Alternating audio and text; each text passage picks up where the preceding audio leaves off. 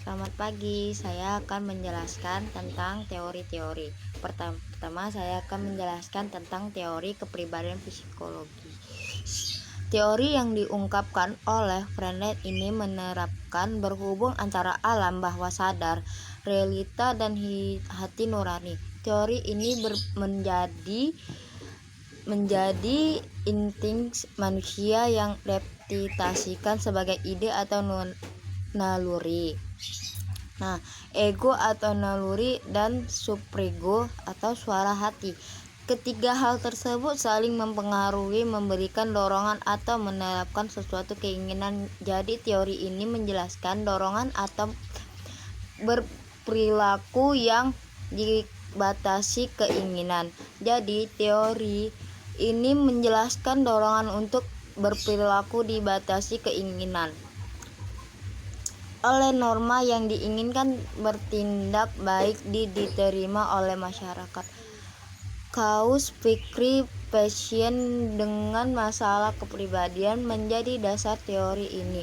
Hal tersebut sangat membantu untuk melakukan pengobatan yang relevan.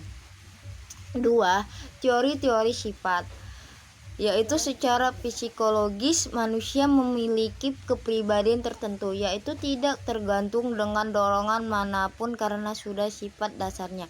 Walaupun ada juga sifat lain yang ditunjukkan berdasarkan teori psikologi kepribadian diajarkan.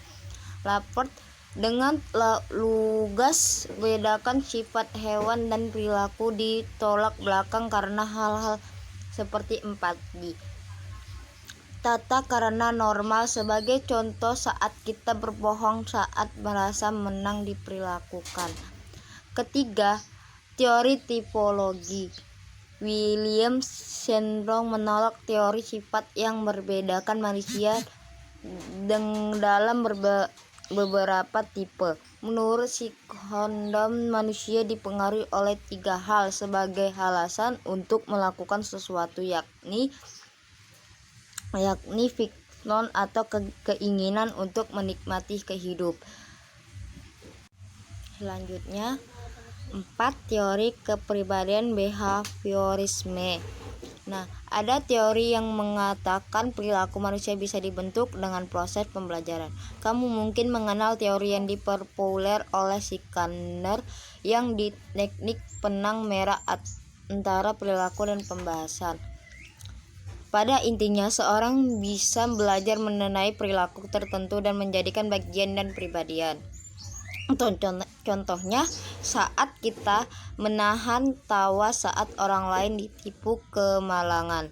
Contoh lainnya yaitu pada saat mengantuk dan untuk minum kopi dan melawan rasa ngantuk. Cara lain adalah mengatasi stres dan mengatasi berbelanja. 5. Teori psikologi humanistik. Nah, sebuah teori seringkali tidak dicetuskan oleh salah satu orang yang saja, namun didukung oleh beberapa pendapat. Hal ini berbukti untuk teori psikologi intrik yang didukung oleh Hatromoxy, Rogers, Hexy, Fromm, dan yang paling populer Hamburg Maslow.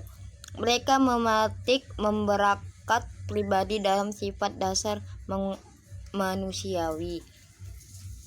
Nah, bahwa manusia memiliki prestasi untuk mengembangkan emosi positif dari keinginannya untuk menunjukkan afeksi. Hal ini yang menunjukkan paduan antara pembentukan kepribadian yang dapat menunjukkan sikap yang memperlukan analisis pada konsumen sosial. Selanjutnya, 6. Teori psikologi kognitif. Berbeda lagi dengan teori psikologi kepribadian dipopulerkan oleh Gallet. Ini secara kognitif manusia mengandalkan inderanya membaiki, maka menjadi Manusia tidak hanya berperilaku dari apa yang pernah dipelajari saja, tiap hal yang dilihat memiliki arti kesendirian, seperti baik atau buruk, benar atau tidak benarnya, secara definisi subjek lainnya. Selanjutnya saya akan menjelaskan teori belajar sosial. Teori psikologi pribadian ini juga dikemukakan oleh beberapa ilmuwan sekaligus, yakni Dartmouth, Miller, Fortman, dan Bandura. Ilmu teori psikologi kepribadian ini memiliki pendapat bahwa kepribadian manusia adalah hasil dari infeksi dengan lingkungan secara terus-menerus. 8. Teori psikodinamika. Selanjutnya adalah menurut teori psikodinamika yang dikemukakan oleh Sigmund Freud. Teorinya memiliki pendapat bahwa dalam diri setiap individu terdapat energi psikis yang dinamis. Energi inilah yang dikemukakan menentukan kepribadian manusia karena bersikap kekal dan tak biasa dihilangkan bahkan dihambat sekalipun. 9. Teori behaviosistik. Sedangkan menurut teori behaviosistik yang dikemukakan oleh beberapa ilmuwan berpendapat bahwa ini adalah tidak laku di manusia yang berdasarkan fungsi stimulus. Sekian dari teori-teori yang saya jelaskan. Kalau ada salah kata, mohon maaf.